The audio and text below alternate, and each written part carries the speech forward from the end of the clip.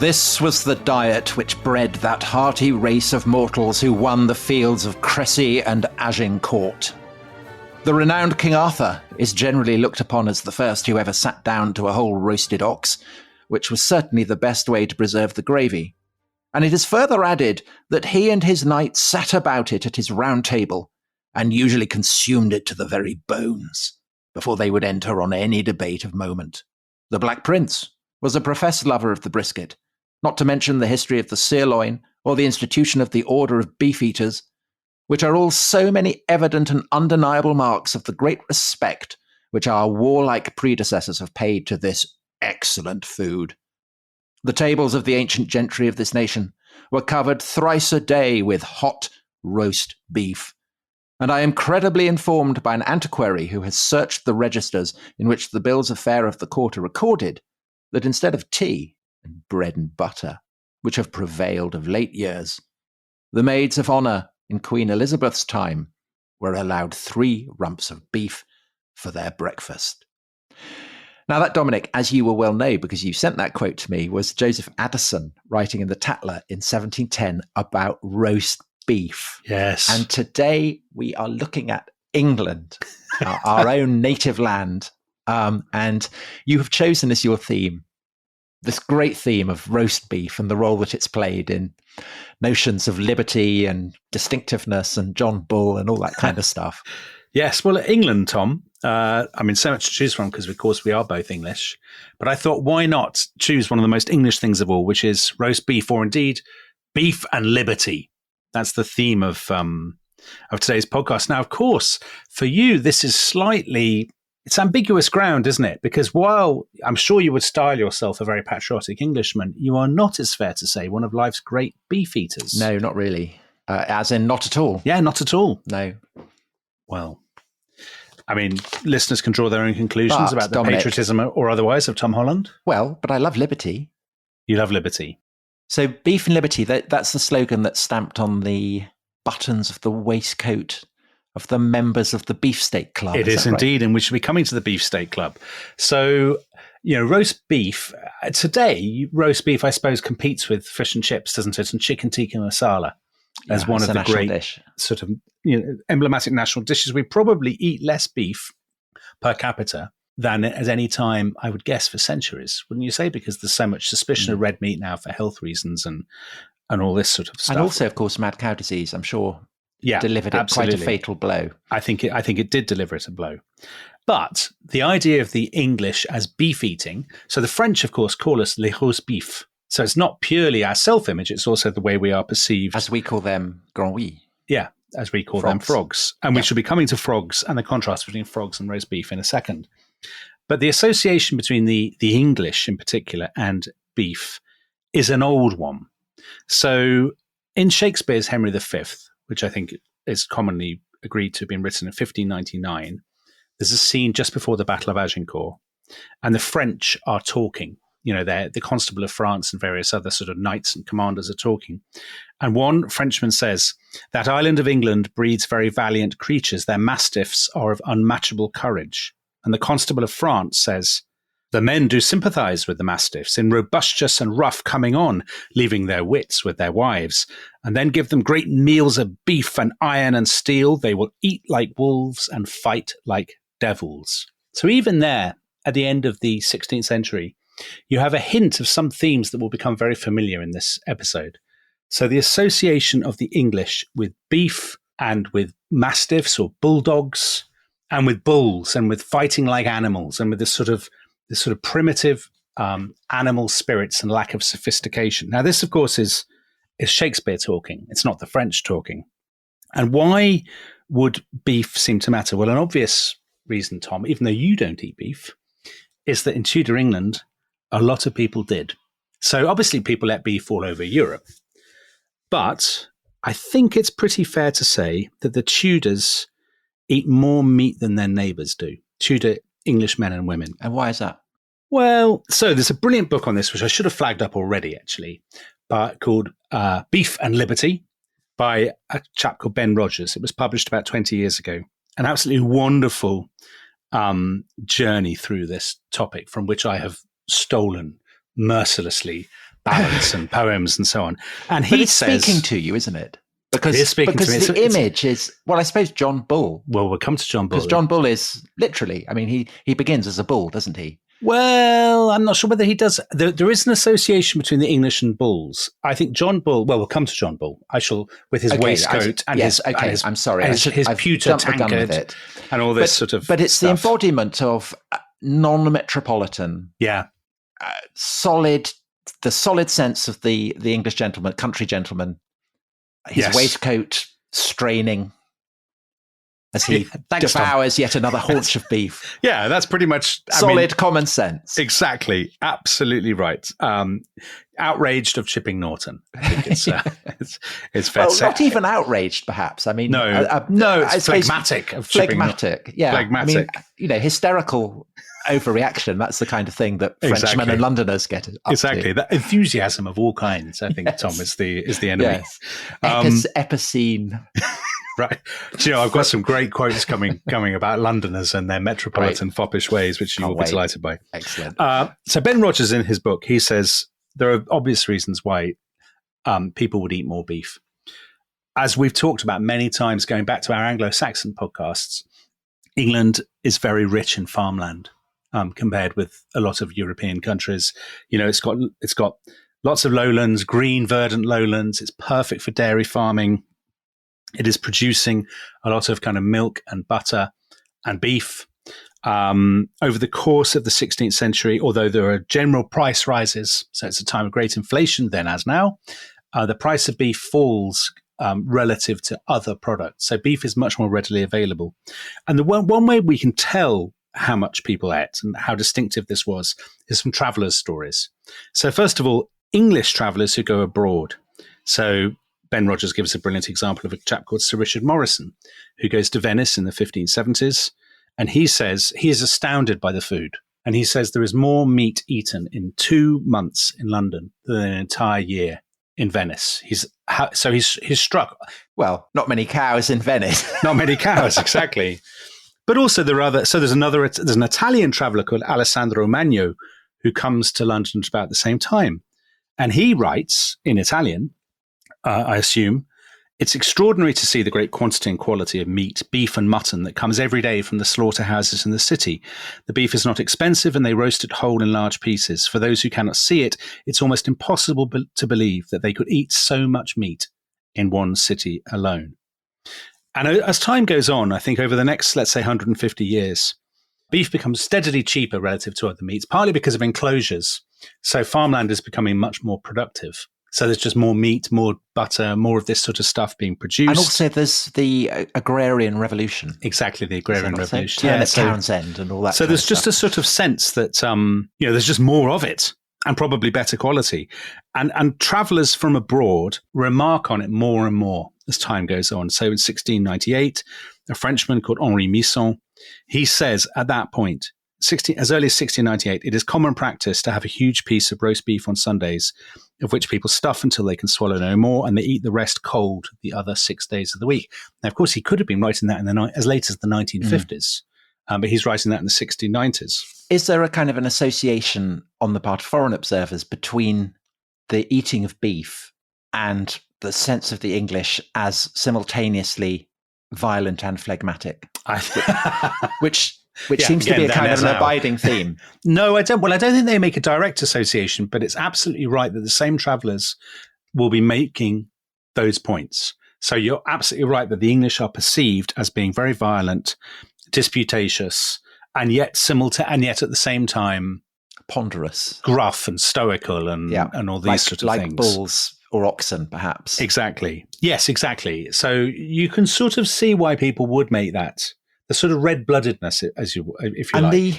And the converse is that presumably when the English go, say, to France, and they see them all eating frogs and vegetables and onions and things, poor. Yeah, they think it's very poor. And I suppose the archetype of that is William Hogarth's painting. Well, we should come to Hogarth. He will play a key part. Sorry, so I'm jumping the gun again. That's fine, Tom.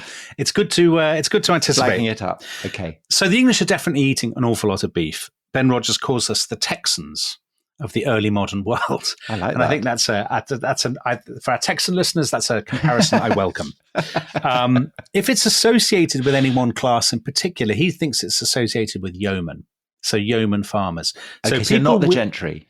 Well, the gentry will eat beef. And in fact, some of these travellers do remark on this.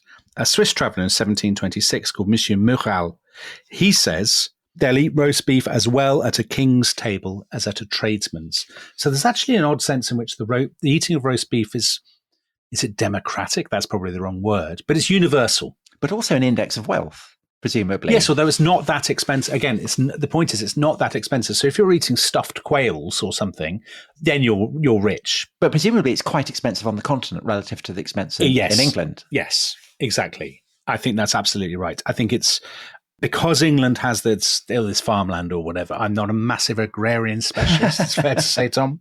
It's up there with my knowledge of Portuguese sailing technology.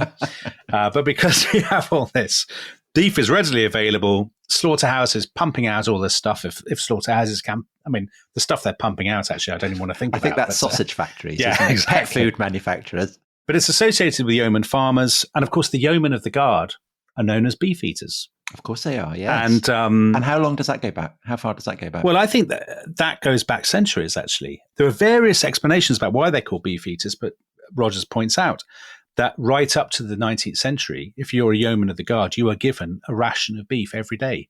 So if you're a yeoman of the guard at St. James's Palace, you are still being given 24 pounds of beef a day, wow, which is a lot of beef. Yeah, it is. Now, here's a key thing. How do people cook it? You might think this is a bit abstruse, but actually this comes back to this point about liberty, and we'll get to it. I'll explain why. Not with garlic. Right. If you're in Italy or in France, the way they have their meat in the early modern period is they will often fry it or braise it or stew it. The English like to roast it. And I didn't know this, actually. I find this fascinating. The word roast and rotate of course, have the same kind of derivation. Rôti. So they're basically the same word. And the way you would roast it, you've got an open fire, you put it on a spit, and you rotate it initially by hand. But over time, I mean, that's very time-consuming and boring. Yeah, and you need a scullion. What if you don't have a scullion? You get a dog to do it, Tom. How do you get a dog to do it? So they basically trap a dog on a treadmill, God. and the dog revolves the spit. Wow, beef or liberty? Yeah, well, not liberty for dogs. No liberty for the dogs. But over time, they developed these things called meat jacks, which are mechanical, and they have weights. How do they work, Dominic? It's a complicated system of weights, Tom. I know you wouldn't understand. Weights going up and down and the thing rotating. I think that's a technical explanation. Thanks for clearing that up. So by Dr. Johnson, I think, grew up in a home in Lichfield with a meat jack. He talks about the meat jack. Dr. Johnson is the physical embodiment of a beef eater. So a Finnish writer called Per Kalm, he visited in the late 18th century, and he said they have meat jacks in every house in England, which was clearly an exaggeration, but maybe they had them in every house he visited. I mean, that's perfectly plausible. So roasting meat is absolutely part of the sort of national, it's a national custom, I suppose you can say. So how do you eat it? So you've roasted it, you have it in its own juices, you have it in, that's its gravy. You do not have it with a fancy stock or a sauce, which is why Voltaire said the English have 100 different religions, but only one sauce. Mm-hmm. And this is the sauce, you see. So you don't have any fancy sauce. You have it with this gravy. You have it with condiments. So traditionally, English mustard, I don't really know why. Possibly, I guess, lack of access to spices. But English mustard had always been stronger than continental. So well, surely that reflects our love of liberty. Maybe. We're just strong people, Tom. Yeah, there's just no Frenchified nonsense about our mustard. In England, mustard was mixed with horseradish to make it stronger. And horseradish itself was mixed with vinegar. In France, they mixed it with cream, which kind of made it more mellow, mild. Typical. But in England, people mixed it with vinegar. So these continental travelers who were tucking into their beef are kind of, yes, exactly, sort of sobbing with agony as they eat their horseradish and mustard. The other thing you would have it with, Tom, are you a big believer in puddings? I am, yes. What kind of puddings? My father. What kind of puddings do you like? We never go out for a meal, and he will always say, is there any pud? And there always is. But he would eat that after his main course, am I right? Yes, he would, yes. Well, you see, if you were in the 18th century, that would be very strange and outlandish behaviour. Oh, you would eat your pudding alongside, and it would be a pudding. Yes, so made of suet or something, or conceivably a pie. And so originally, we in England, I know we have a lot of Australian and American listeners who probably find it weird, our terminology for what they would call desserts, that we call them puddings, even when they're not a pudding. Originally, a pudding was a kind of cousin of the sausage. So it was like a sort of skin. Steak and kidney pudding. Exactly. Ben Rogers says the closest you can come to a pudding is actually eating haggis. Haggis is basically a pudding. So skin stuffed with stuff. And interestingly, at this point, so early modern England, people didn't distinguish between sweet and savoury. And they'd shove the two in together. And that... So sweetmeats. Well, this explains to me something that has always puzzled me, which is if I say to you, would you like a mince pie? Yeah. It's mean it's the sweet one, or right.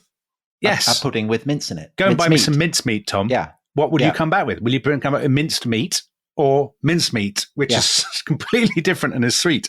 So Christmas pudding is a kind of the last remnant, one of the last remnants of this world. It's a plum pudding, but people would have had puddings where they'd have shoved all kinds of stuff in them. This is an astonishing diet then. So you're having your roast beef and then you're having a meat pudding at the same time. Yeah, absolutely. I mean, no wonder we're rushing around conquering the world with all that amount of meat. So, and you're washing this down, not with French wines, but with ale or porter or fortified wine port. Yeah. From Portugal. From our oldest ally. So it's fair to say it's quite heavy. It's quite a heavy diet. Yeah. Gout must be a constant risk. Well, this is, who is it? Who was a 3-bottle man? Was it William Pitt the Younger? That we were talking about in our Prime Minister's podcast. So 3 bottles, puddings, beef. It's a great diet. It's amazing that people live beyond the age of 40. And again, I hope I'm not jumping the gun. There's the famous Gilray cartoon, isn't there? Of a weedy, thin Frenchman gnawing on an onion. Exactly, yes. A massively fat Englishman with gout and bright red nose. Yeah. Tucking into an entire haunch of roast beef and gravy dribbling down his waistcoat. That's exactly right, Tom, and you're not jumping the gun at all. So what the French are doing is really important in this story, hence the beef and liberty. So the French cooking is very different. So what's happened by the 18th century is that French cooking has evolved from the court. It's very top down. And as you would expect in a kind of absolutist court, sophistication and order rather than simplicity is the sort of watchword. And so by the 18th century, you have the birth of something called, would you believe, nouvelle cuisine. So this is where the expression nouvelle cuisine comes from. The nouvelle cuisine of the 70s and 80s, kind of tiny portions, is merely the latest iteration of this. So it's the French who divide sweet and savoury into different courses, which we wouldn't have done in Britain. It's the French who say vegetables are actually worthwhile, and you could you can cook them and fry them up or whatever, or put them in a sauce. It's also the French who have soups rather than broths, and the French who have... So what's the difference between a soup and a broth? Well, a soup will be creamy and based on a stock. It'll be smooth and creamy, and there'll be lots of stock. Basically, it's not like a broth where you'll just shove a load of stuff into some water. And let it all... Yeah. Yeah. And crucially, they will serve their meat very differently. So they will stuff it, they will often stew it in stock, and then they'll serve it with a special rich sauce. And this is why, if you go through 18th century English culture, novels and whatnot, you will see all the time the dreaded words ragout and fricassee, which are regarded with absolute scorn and contempt. Yeah. So French cookbooks of the 18th century will say, here's a recipe for a lovely ragout. This is very much à la mode. So funnily enough, even though we think of French cooking now as very conservative, in the 18th century, of course, it's very forward-looking. English cookbooks at the same time will say, there's nothing fashionable in this book. This is traditional, old-fashioned. Unless it's being, at Holland House and similar Whiggish strongholds. Tom, have you been secretly reading up on this? No, but these are great insights. These are very good insights. Thank you. It is worth doing this podcast with you. You have great historical instincts. Thank you very much. I may not know where Uruguay is, but yes, exactly. Well, as we discovered, I know what they ate at Holland House. Exactly, the aptly named Holland House, where people are eating metropolitan fancy foods. So yes, the key thing is that the French have their way. The English have theirs, but the French way is making great inroads. in the course of the 18th century. So in 1747, a guy called Robert Campbell writes a book called The London Tradesman, advising people about apprenticeships. And in the course of this, he goes off on a massive rant in which he says, in the days of good Queen Elizabeth, so harking back as in that quotation from the Tatler at the beginning that you started with, to this idea, this fantasy that under good Queen Bess, Protestant England, everybody ate beef 6 times a day or whatever. He says, in the days of good Queen Elizabeth, when mighty roast beef was the Englishman's food, our cookery was plain and simple as our manners. It was not then a science or mystery and required no conjuration. But he says, we have of late years refined ourselves out of that simple taste and conformed our palates to meats and drinks dressed after the French fashion. The natural taste of fish or flesh has become nauseous to our fashionable stomach. We abhor that anything should appear at our tables in its native properties. He says all this newfangled French food is dressed in masquerade, seasoned with slow poisons, and every dish pregnant with nothing.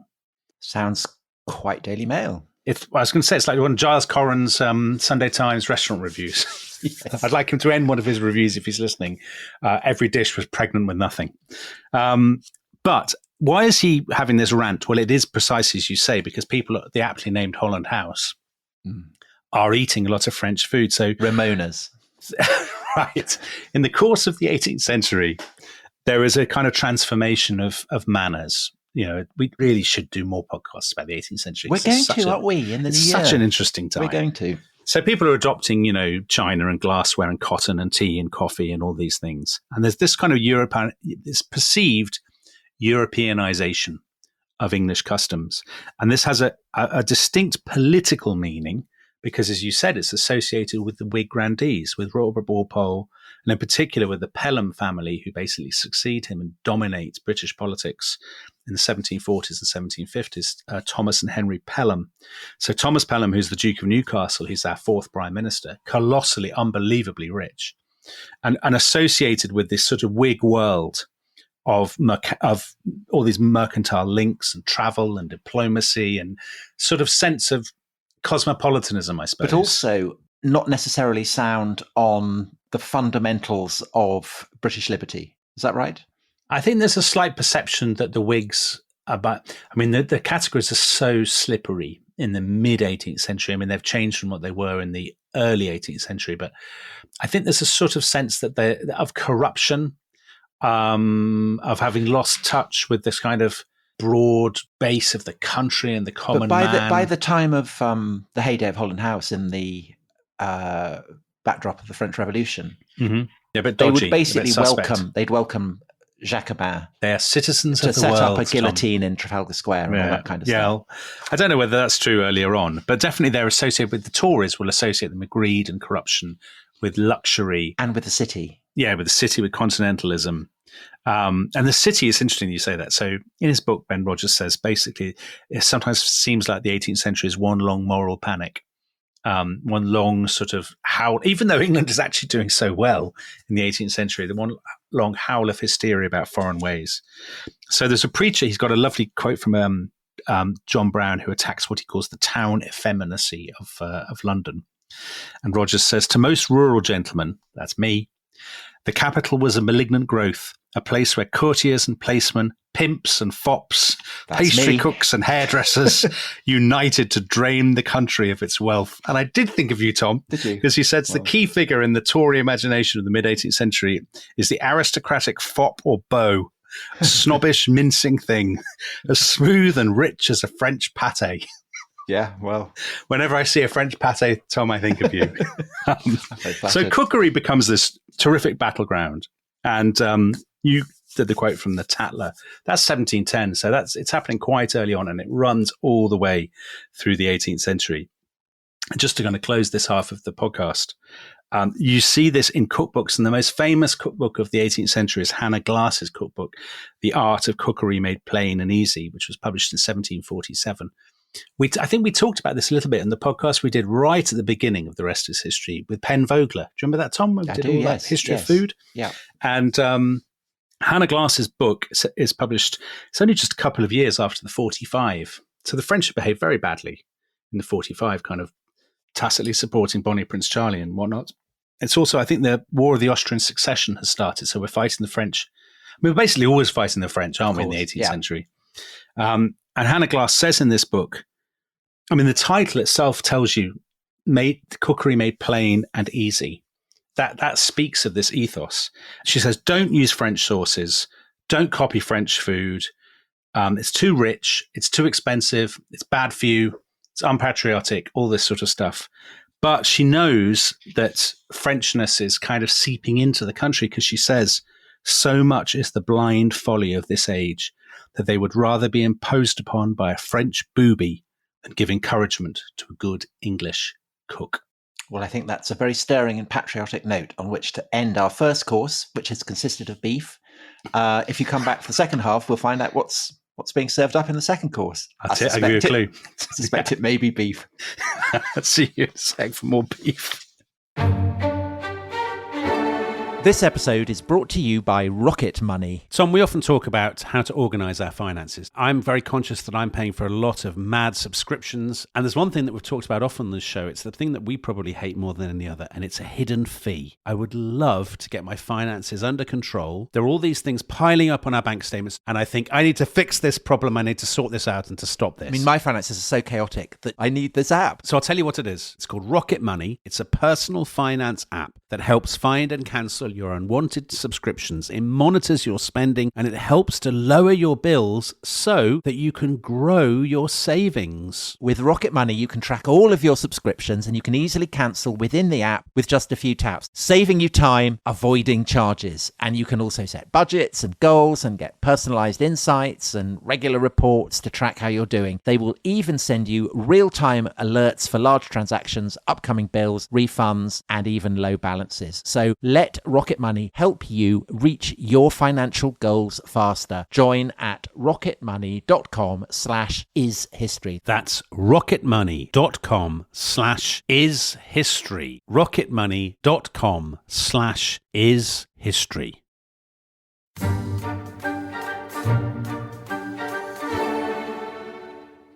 Hello, welcome back to the second course of our serving of roast beef. And as promised, Dominic, have you got more beef for us? I have. It's nothing but beef.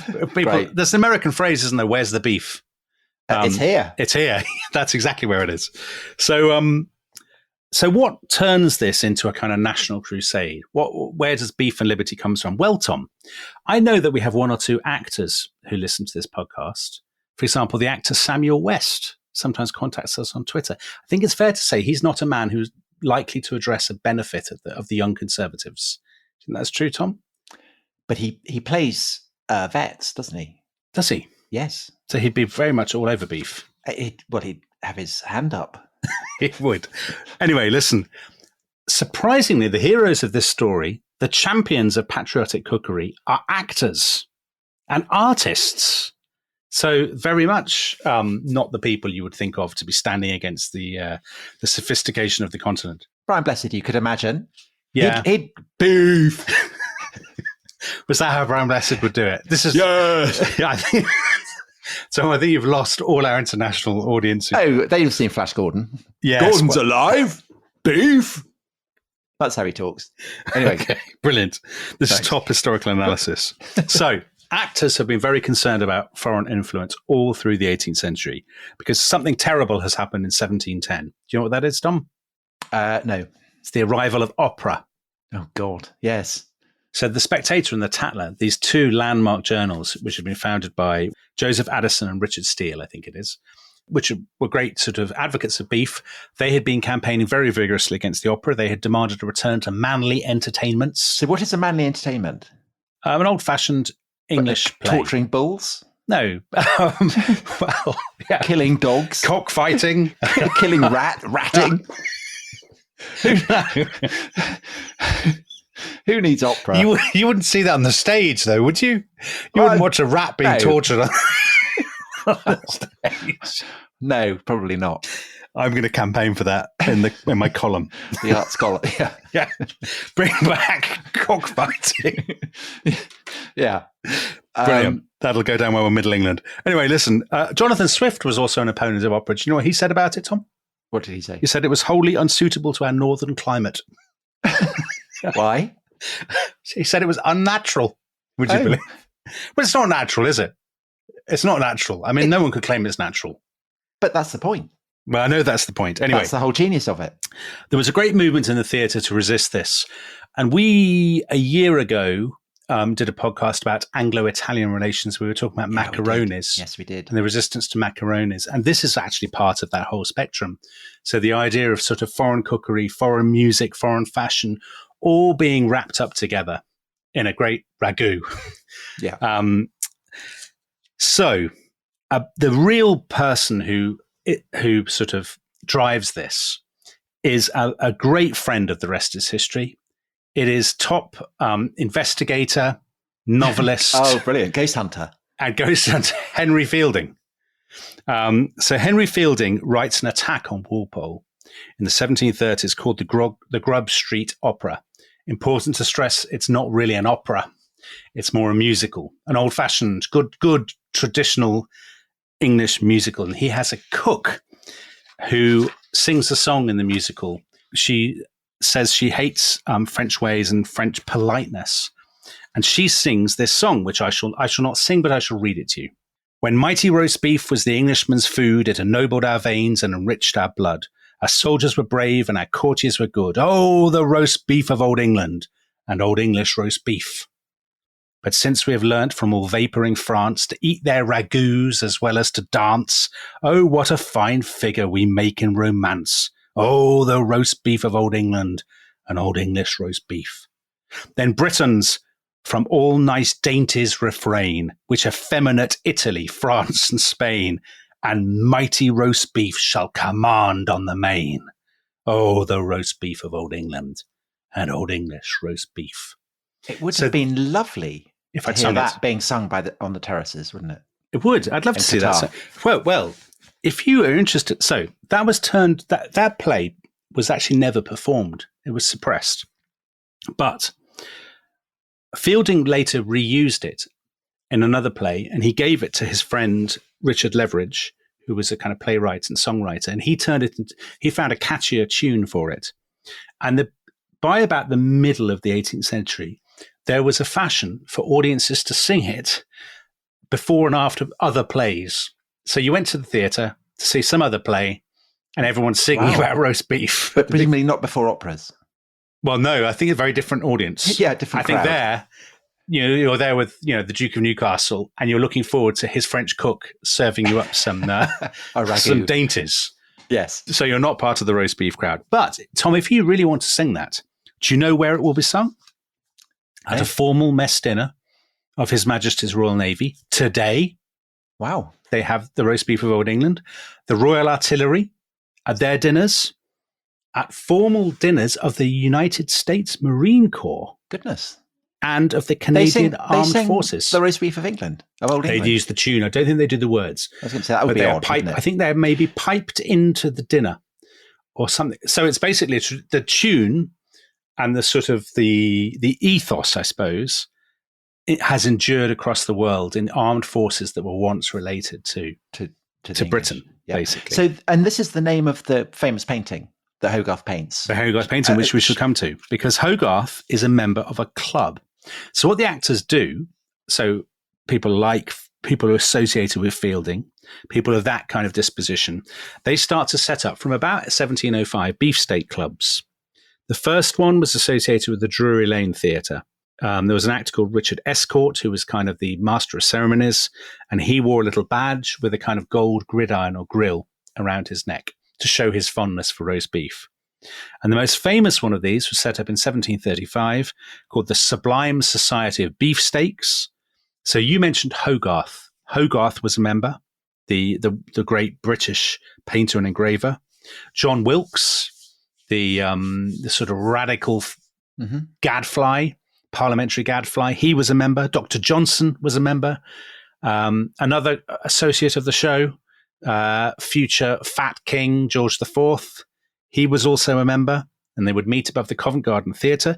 They would wear a special blue coat. You said about their waistcoat, special waistcoat with brass buttons that had Beef and Liberty written on, and they would wear a badge, a sort of silver medal of the gridiron, and again, Beef and Liberty. So there you have the association between liberty, which is a great watchword against Catholic France, and beef eating. And obviously what you would eat if you were a vegetarian, Tom, you would not be welcome at this club. You had to go and you had to eat beef, mustard and horseradish and baked potatoes.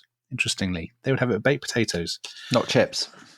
I don't think there's any chips. No. The Beefsteak Club lasted for about another 130 years. So it was actually was wound up in 1867, by which time, the idea of beefsteak clubs is incredibly unfashionable. But we mentioned Hogarth. You could argue that beef is personal for Hogarth because he'd grown up near Smithfield Market. Yeah, he's baptised in St. Bartholomew the Great. So there you go. Yeah, we saw it. So for people who don't know, his career flourishes between the 1730s and the 1750s. I always think, Tom, I know you love Dickens. Do you think Hogarth is a bit of a forerunner of Dickens? The same kind of character and colour and love of London? He's a kind of Dr. Johnson as a pit bull. Yeah. I guess would be the way to describe He's more him. Spiky than Dr. Johnson, isn't he? He is. There's a kind of aggression to Hogarth and a sort of slight element of misanthropy, would you say? Yeah, I think so to a degree. Yes, if he was a political cartoonist, I think it's fair to say he'd be doing his work for one of the more feral Daily British Express. newspapers. Yeah. So you mentioned him doing the roast beef of Old England. So the original painting was called The Gate of Calais. And he'd actually been arrested as a spy in Calais while sketching it. And he shows himself, doesn't he, in the painting? Yes. Doing a sketch. Exactly. And he'd actually shown sketches to the French to say, look, I am actually a painter. I'm not here spying. And you can look it up online. You can Google it. Basically, the scene is at the Gate of Calais and it shows a huge side of beef being transported from the harbour to an English-owned tavern while a group of sort of ragged, half-skeletal, sinister-looking French soldiers and a very fat French Catholic friar look at this beef with sort of slavering, with great envy. And this was turned into a best-selling print and renamed The Roast Beef of Old England. And one of his friends at the Beefsteak Club, a guy called Theodosius Forrest, he'd written the club anthem of the Beefsteak Club, which I'll come to later. And he wrote a cantata based on Hogarth's painting, which was performed at the Haymarket Theatre. And to give you a sense of the sensitivity of the cantata, there's a French soldier who is given the following lines, and they are written in kind of cod franglais. So the French soldier says, "Ah, sacre Dieu, what do I see yonder? That looks tempting, red and white. Begars, I see the roast beef from Londres. Oh, grant me one little bite." So it's literally written in this appalling... then he does another, so you said about frogs. Hogarth did another picture about 10 years later called The Invasion. So this is during the 7 Years' War. And there are, as usual, invasion fears. And in that, it's a group of French preparing to embark for England.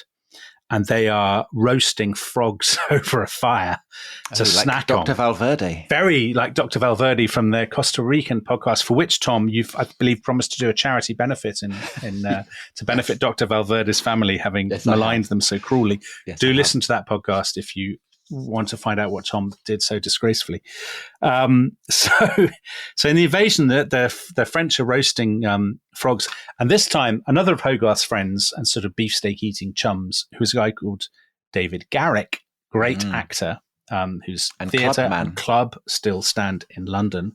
He wrote an accompanying caption, "With lantern jaws and croaking gut, see how the half-starved Frenchmen strut and call us English dogs.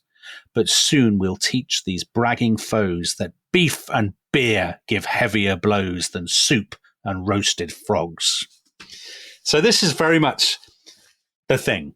And I think there's an element of self-parody beginning to creep in here. So by the 1760s, so the peak of this stuff, I would say, is probably, 1740s, 50s. By the 1760s, it's slightly becoming a caricature that people are living up to.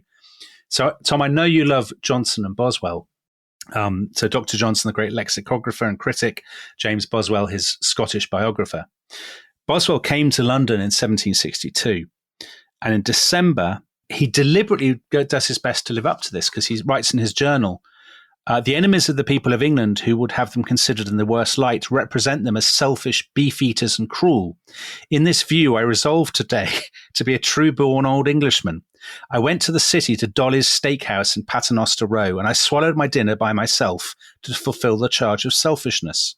I had a large fat beefsteak to fulfill the charge of beef eating, and then I went at 5 o'clock to the Royal Cockpit in St. James's Park, and I saw cockfighting for about 5 hours to fulfill the charge of cruelty. That is very English behaviour. It is very English behaviour. Well, but the staggering thing about that, actually, now that I only noticed it when I read it out, he watched the cockfighting for 5 hours. For 5 hours, yeah. That's a long. That's it's almost like going to cricket. 5 days. So by that point, it's become a bit of a caricature, I think, that people are living up to. It's in the 1760s that you get so first of all, you get the caricature of the Englishman as a butcher. You see this in prints. So it'll be a butcher accompanied by his bulldog or his mastiff. So going back all the way to Henry V, talking mastiffs there. And then what takes over from the butcher is John Bull. So John Bull had been created in 1712 by, again, a Scottish writer, actually, called John Arbuthnot, kind of teasing the English. But he really peaks between 1760s and the end of the century, especially during the French Revolution. He's a fat man, as you said, Tom, is stout. He's in his waistcoat. He's often shown with a tankard of beer in his hand, eating a pudding or eating a beefsteak or something like this. He's bluff. He's skeptical. He's anti-intellectual. He's me. But actually, you get the peak of John Bull, and that's really during the French Revolution when he is juxtaposed with skinny, enthusiastic, idealistic, cruel, rationalist, atheistical kind of Jacobins. And you get the very, very famous quote from Edmund Burke, don't you, about the metropolitan, the chattering classes. That's right, Because half a dozen grasshoppers under a fern make the field ring with their importunate chink, while thousands of great cattle reposed beneath the shadow of the British oak chew the cud and are silent. Pray do not imagine that those who make the noise are the only inhabitants of the field. There you go. That's a kind of recalibration of the whole theme, isn't it? It is, absolutely. But John Bull is kind of the last flowering of this, because by that point, the kind of beef stuff has become a little bit, it's not just that it's a joke, it's become yesterday's theme. So I think that with the end of the French Revolutionary Wars, with the end of the Napoleonic Wars in 1815, then the sort of all the stuff about beef and liberty, sort of all those people are dead now. Hogarth, Garrick, all those characters, Dr. Johnson, they are absolutely yesterday's news. The Industrial Revolution means that Britain is becoming much more urban. So the invocation of the kind of rural, now actually in the Victorian period, when rural squires and stuff appear in fiction and popular culture, they are not the soul of the nation. They are just ludicrous backward figures who are being superseded by railways and industrialists and businessmen. Lord Dedlock. Exactly. Yes, actually, that's exactly right. Sylvester Dedlock in Bleak House is perfect. He's somebody who 100 years earlier would have been Squire Weston, wouldn't he? Yeah. In kind of Tom Jones. And now it's always raining and miserable. And exactly. Lady Dedlock goes rushing off to London. Yeah. Yeah, exactly right. But also, of course, the French threat has kind of gone with the aftermath of Waterloo. There's a degree of sort of performative anti-Frenchness left, I suppose. But by and large, that battle is won. And so the threat of French invasion and of frog eating or whatever, and of people sort of dodgy stocks and sources has abated. And the sort of the roast beef of old England stuff just feels old fashioned. But where I think it does live on a little bit. It lives on, do you know the restaurant chain? You'd be ill-advised to visit it, Tom, given your proclivities. Hawksmoor in London. No. You've never been to a Hawksmoor? No. They are excellent restaurants. There's only a few of them. They basically specialize in steaks. And their logo is beef and liberty. So they reproduce. Do they serve anything else apart from beef? Yeah, they serve seafood. They serve Dover sole. They might do stuffed mushrooms or something, Tom. If you're interested. The other places where I think this lives on. Now, you can tell me whether you think this is completely spurious and mad. Obviously, Ben Rogers called the early modern English the Texans of the early modern world. There is a definite sense, isn't there, in America, like the idea of the Texan with his massive steak. I wonder if that's a slight derivation, because that's also associated with, it's very American, very patriotic, very kind of macho, manly, red-blooded. I'm going to have a massive steak in a Texan steakhouse.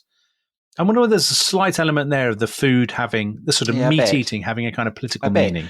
I mean, I'll tell you somebody who is the embodiment of this spirit is Ian Botham, whose nickname is Beefy. Yeah.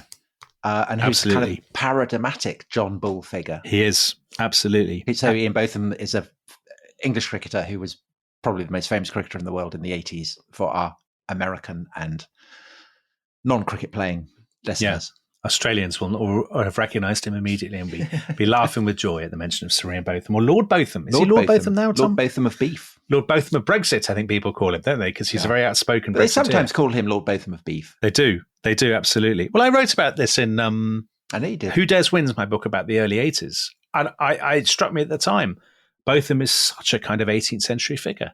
Yeah. Smiting foreigners, eating beef, behaving badly, slightly issues with his weight. Yeah, all of that sort of stuff. So Botham beating the Australians raises the other thing I was going to ask about, whether you think, now you will, I'm sure, say this is completely spurious, whether there is a tiny hint of an association.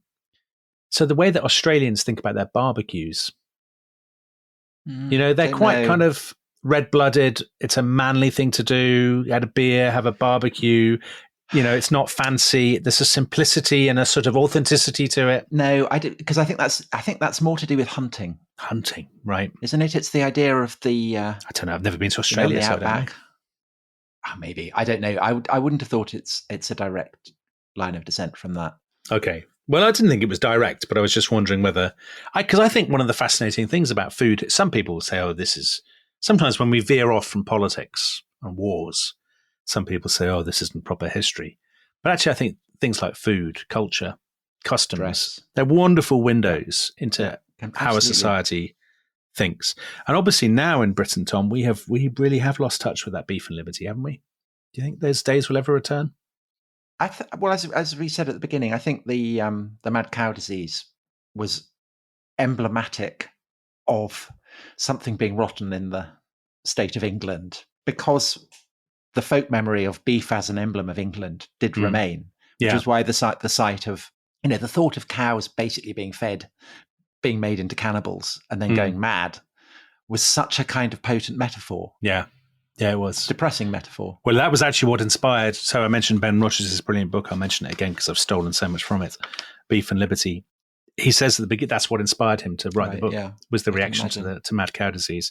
So, Tom, I think we should end on an upbeat note for all we know, so we don't know when we're recording this, and we don't know whether England have crashed out of the World Cup. They've begun well. We've only seen one match, haven't we? That's the only so I don't know whether us mentioning that match will now have a poignantly ironic ring, or whether that was the first step on the road to glory. Nobody knows.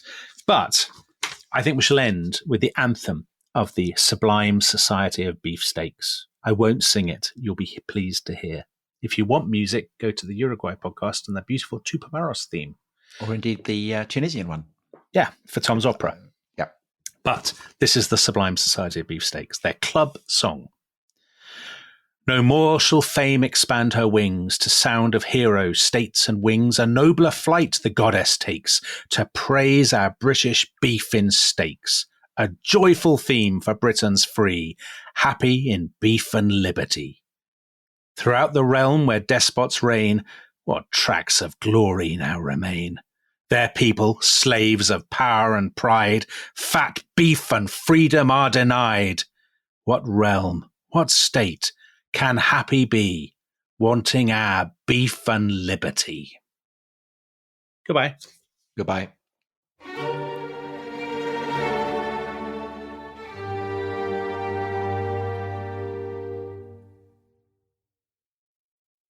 Thanks for listening to The Rest is History.